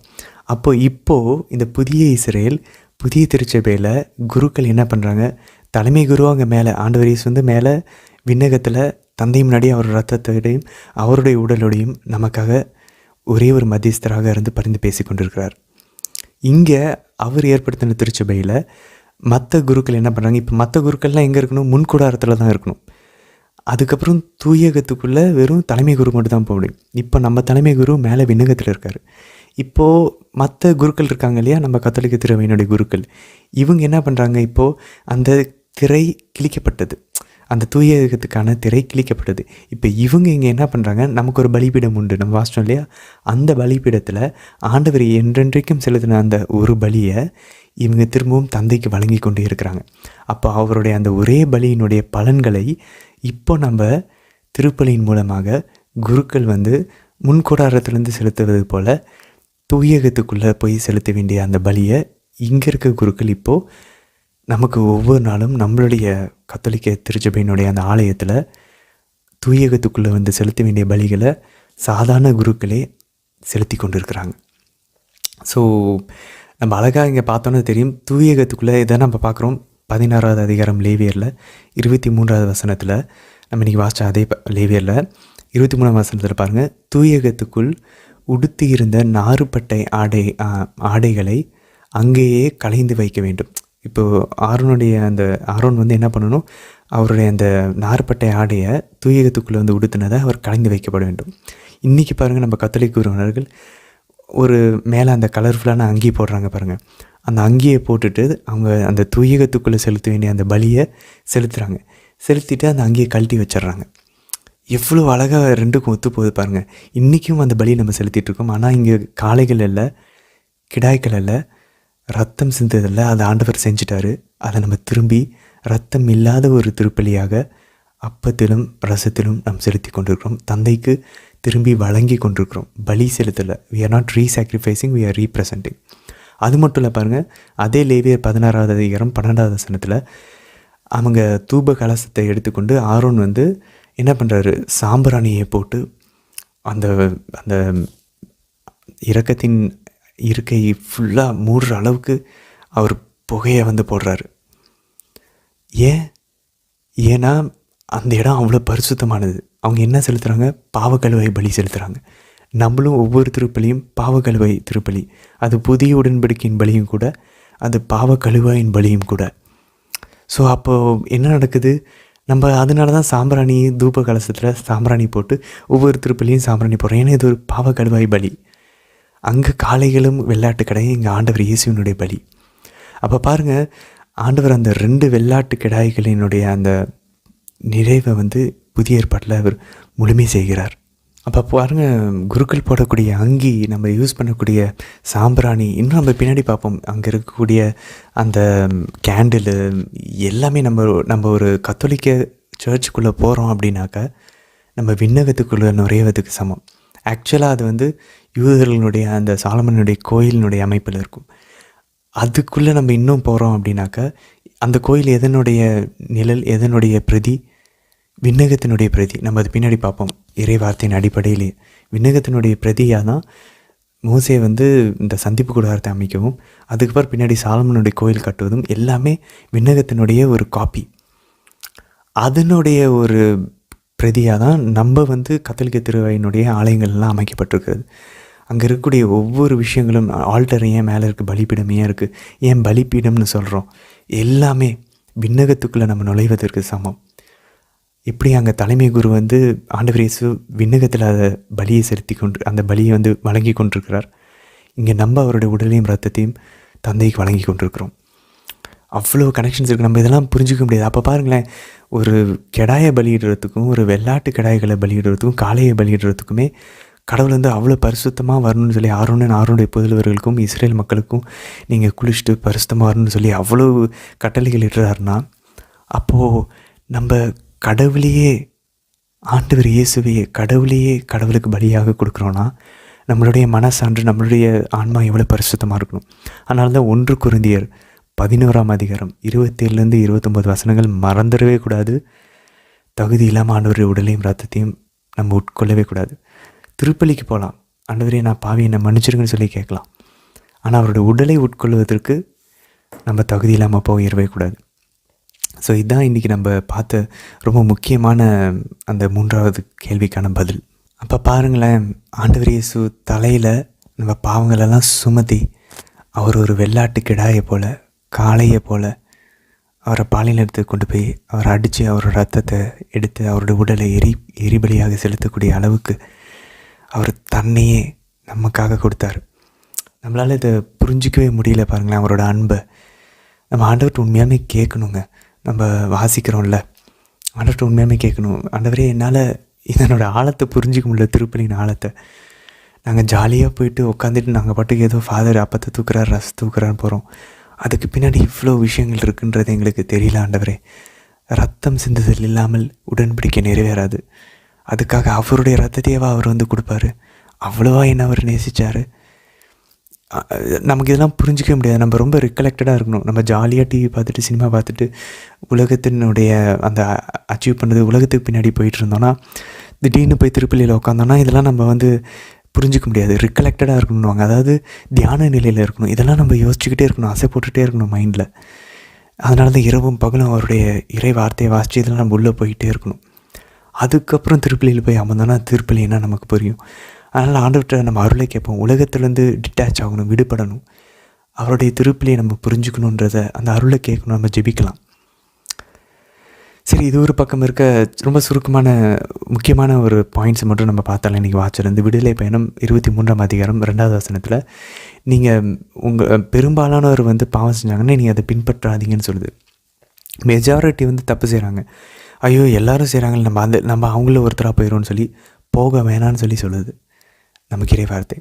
அதே போல் விடுதலை பயணம் 23ஆம் அதிகாரம் 4ஆம் 5ஆம் வசனத்தில் பாருங்கள், நம்ம நினச்சிட்ருக்கோம் ஆண்டவர் இயேசு தான் உன்னை எதிரியும் அன்பு செய், அவர்களுக்கு உனக்கு தீமை செய்வர்களுக்கு நன்மை செய், அவங்களுக்கு நன்மை செய்யன்னு சொல்லி ஆண்டவர் வந்து எதிரி அன்பு செய்கிறது ஆண்டவர் இயேசு தான் சொன்னார் நம்ம நினச்சிட்டு இருந்தோம்.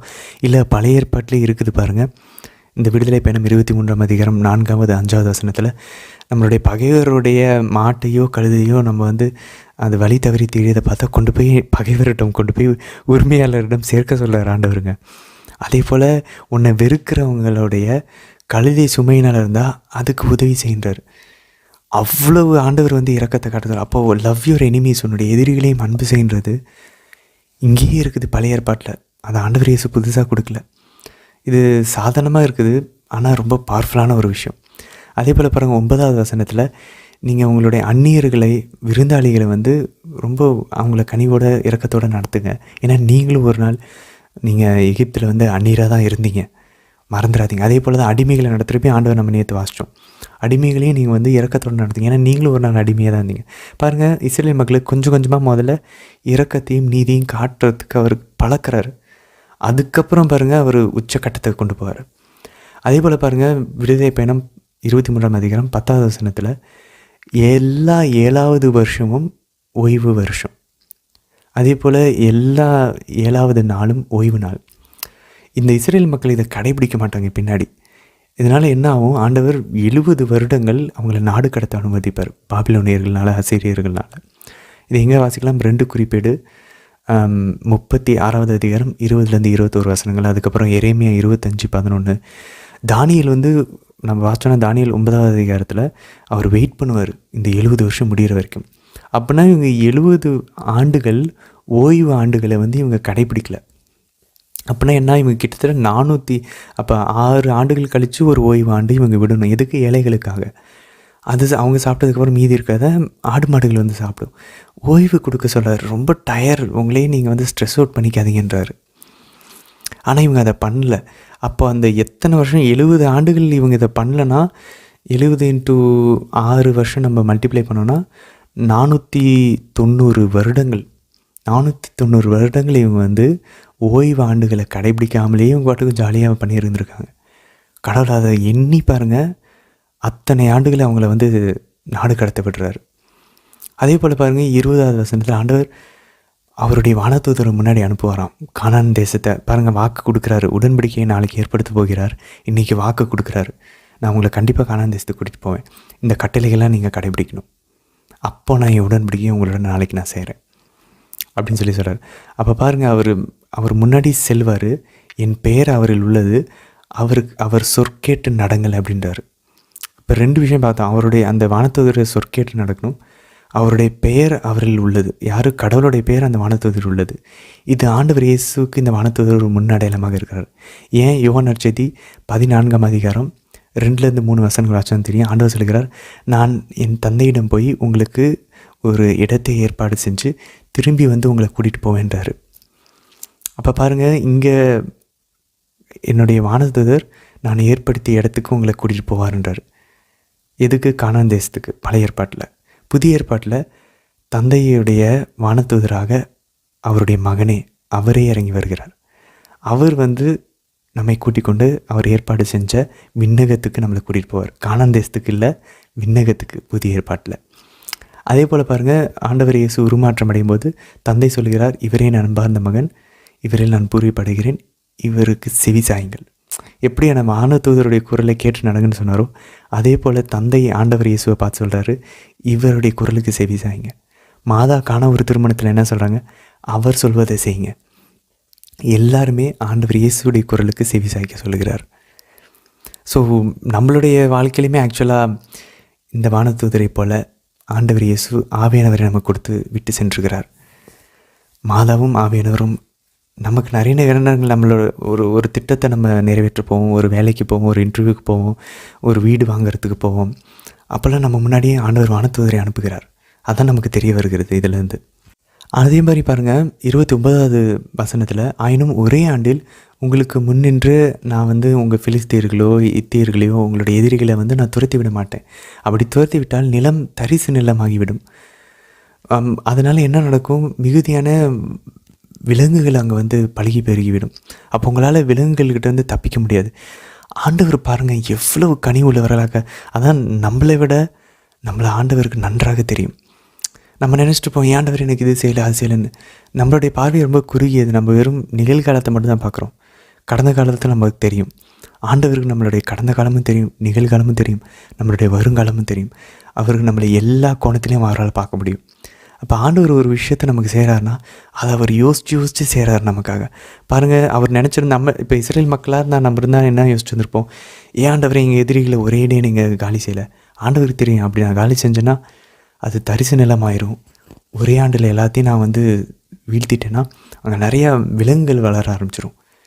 எவ்வளோ அழகாக பாருங்களேன், ஆண்டவர் புரிஞ்சு வச்சுருக்கார். ஒரு குழந்தையை போல் நடத்துகிறார். நம்மளுடைய வாழ்க்கையில் ஆண்டவர் நமக்கு தெரியும் போல்.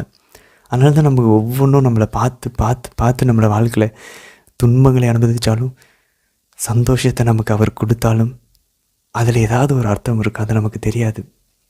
அதே போல் பாருங்கள், 33வது வசனத்தில், இந்த பிலிஸ்தியர்கள் இத்தியர்கள் இந்த எதிரிகள் எல்லாத்தையும் உங்களுடைய நாட்டில் நீங்கள் குடியிருக்கவே கூடாது, இல்லைனா உங்களை வந்து எனக்கு எதிராக பாவம் செய்ய வச்சுருவாங்க அப்படின்றாரு. அப்போ பாருங்களேன், இதை நம்ம ஆவிக்குரிய வகையில் எப்படி புரிஞ்சுக்கலாம்?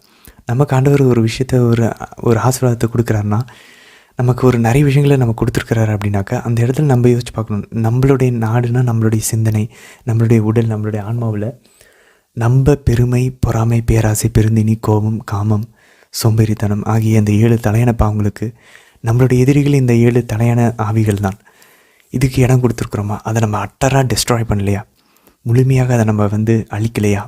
சில சமயம் அதை வந்து ஆண்டவர் படிப்படியாக கூட நம்மளை அந்த பாவத்திலேருந்து வெளியேறுவதற்கு உதவி செய்யலாம். ஏன்னா ஒரே நாளில் நம்மளை வந்து இப்போ இந்த மக்கள் மாதிரி ஒரே வருஷத்தில் அவங்கள வெளியேற்றின மாதிரி நம்மளை ஒரே நாளில் நம்ம எதிரிகள் நம்ம பாவத்திலேருந்து வெளியே வந்துட்டோம்னா நமக்கு தலக்கணம் வந்துடும்.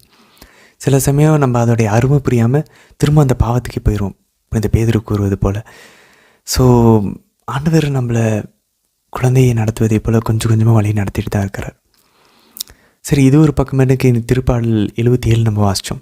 அதில் ஆசாப்பு அழகாக அவருடைய கஷ்டத்தை பற்றி அவர் பேசுகிறார் பாருங்க. 2வது வசனத்தில், என் துன்ப நாளில் என் தலைவரை நாடினேன். நம்மளுடைய கஷ்டத்தின் டைமில் நம்ம கடவுளை தேடணும். உண்மையிலுமே அது கஷ்டம் தான், ரொம்ப சவாலான விஷயம் தான். ஏன்னா அப்போல்லாம் கடவுளை யோசிக்க தோணாது, கடவுள் இருக்காரான்னு கூட தெரியாது. கண்ணை மூடின மாதிரி இருக்கும், கண்ணை கட்டி விட்ட மாதிரி இருக்கும். அவர் சொல்கிறார் பாருங்கள் 8வது வசனத்தில், அவரது பேரன்பு முற்றிலும் மறைந்து விடுமோ. திரும்பவும் பாருங்கள், அந்த ஸ்டெட்ஃபாஸ்ட் லவ், பேரன்பை இங்கே குறிப்பிடுகிறார். ஆனால் இவ்வளோ ஒரு துன்பமான கஷ்டமான அந்த நம்பிக்கை இல்லாத நேரத்துலையும் கூட பாருங்கள், அவர் சொல்கிறாரு, ஆண்டவரே உம் செயல்களை என் நினைவுக்கு கொண்டு வருவேன். முற்காலத்தில் நீர் செய்த வியத்தகு செயல்களை நினைவுபடுத்தி பார்ப்பேன் அப்படின்றாரு. அப்போ பாருங்களேன், நமக்கு இங்கே ஒரு அழகான ஒரு யுக்தியை சொல்லித்தராரு ஆசாப்பு இறைவாக்கினர், இறைவார்த்தையின் வழியாக ஆண்டவரும். நம்மளுடைய விரக்தியான டைம் இருக்குது பாருங்கள், ஒரே இருள் சூழ்ந்திருக்கும், எதுவுமே முடியாது, எல்லாமே முடிஞ்சு கஷ்டமாக இருக்குது, ரொம்ப காயப்பட்டிருக்க டைமில் என்ன பண்ணணுமா, ஆண்டவரே உம் செயல்களை என் நினைவுக்கு கொண்டு வருவேன். ஆண்டவருடைய செயல்களை நம்ம கடந்த காலத்தில் ஏதாவது செஞ்சுருப்பார், ஏதாவது என்ன பல 1000 மில்லியன் விஷயங்களை செஞ்சுருப்பார். அதெல்லாம் நினைவுபடுத்தி பார்ப்போமே. பாருங்கள், அவர் சொல்ல பாருங்கள், கடவுளே நீங்கள் உமக்கு வழி அமைச்சிங்க, செங்கடல் பிறந்து மோசே ஆரோன் வழியாக என்னை கூட்டிகிட்டு வந்தீங்க. இதெல்லாம் அவர் ஆசாப்பை நினைவுபடுத்தி பார்க்குறாரு. அதே போல் நீங்கள் இப்போயும் இந்த மக்கள் நீங்கள் வழி நடத்துவீங்க, நான் நம்புகிறேன் ஆண்டவரே. இதை தான் நம்ம அப்போஸ்தலர் பணி திருத்தூதர்களின் பணி 16வது அதிகாரத்தில் 25லேருந்து 34 வசனம் தெரியும். புனித பவுலை தூக்கி சிறையில் போடுறாங்க. அங்கே ஆண்டவர் அந்த சிறையில் போட்டாலும் கூட புனித பவுல் வருத்தப்படலை. அவர் துதித்து பாடுறார் ஆண்டவரை. சிறைகளின் கதவுகள் திறக்கப்படுகிறது, அவருடைய சங்கிலிகள் உடைபடுகிறது. துதித்து பாடிக்கொண்டிருந்தார். அப்போ வருத்தத்தின் நேரத்தில் ஆண்டவருடைய வியத்தகு செயல்களை நம்ம வாழ்க்கையில் அவர் செஞ்சதை நினச்சி நம்மளால் துதிக்க முடியுமா? இதான் பாருங்கள், புனித ஜெசிந்தா ஃபாத்திமா காட்சிகளின் போது காட்சிகள் மாதா கொடுத்துட்ருக்காங்க. 1917 மாதா இந்த 3 பிள்ளைங்களுக்கு, சின்ன பிள்ளைங்களுக்கு காட்சி கொடுக்குறாங்க போர்ச்சுகல் நாட்டில். அதில் ஒரு காட்சியில் ஆகஸ்ட் மாதத்தில் இவங்களை பிடிச்சி சிறையில் போட்டுறாங்க, எல்லாம் ஊரை ஏமாற்றிட்டுருக்காங்கன்னு சொல்லி அந்த நாட்டினுடைய அந்த நகரத்தின் நிர்வாகம். அப்போ அந்த ஃபாத்திமாவில் அந்த பிள்ளைங்க வருத்தப்பட்டுருக்காங்க அந்த சிறையில். அந்த ஜெசிந்தா என்ன பண்ணுறாங்க, சரி நான் ஜெபமாலை ஜெபிக்க போகிறேன்னு சொல்லி ஜெபமாலை ஜெபிக்க போகிறாங்க. அப்போ இவங்க ஜெபிக்க ஆரம்பிக்கிறாங்க, கூட இருக்க சிறை கைதிகள்லாம் சேர்ந்து ஜெபிக்கிறாங்க இவங்களோட. ஜெபிச்சு முடிச்சதுக்கப்புறம் அங்கே ஒருத்தர் பாட ஆரம்பிக்கிறார். அந்த பாட்டுக்கு ஒருத்தர் இசைக்கருவி மீட்ட ஆரம்பிக்கிறார். அந்த இடத்துல உடனே அது ஒரு சந்தோஷமான ஒரு இடமாக மாறுகிறது. இவங்க ரொம்ப சின்ன குழந்தை, இந்த ஜெசிந்தா, புனித ஜெசிந்தா, அவங்கள ஒரு சிறை கைதி தூக்கிட்டு எல்லாம் டான்ஸ் ஆட ஆரம்பிக்கிறாங்க. பாருங்கள், கொஞ்ச நேரம் முன்னாடி வருத்தத்தில் இருந்துச்சு, ஒரு ஜெபமாலை ஜெபிச்சு முடிச்சோன்னா அந்த சூழ்நிலையை மாறிடுச்சு. மாதா செயல்படுவாங்க அந்த இடத்துல. நம்மளும் உண்மையிலே விரக்தியாக இருக்கும்போது ஒரு ஜெபமாலை ஜெபிக்க முயற்சிப்போம்.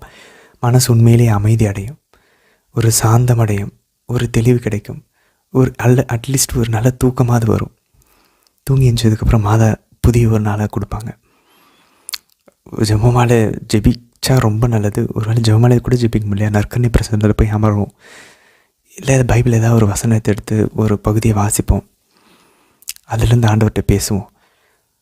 நமக்கும் அமைதியும் தெளிவும் எதிர்நோக்கும் பிறக்க ஆரம்பிக்கும்.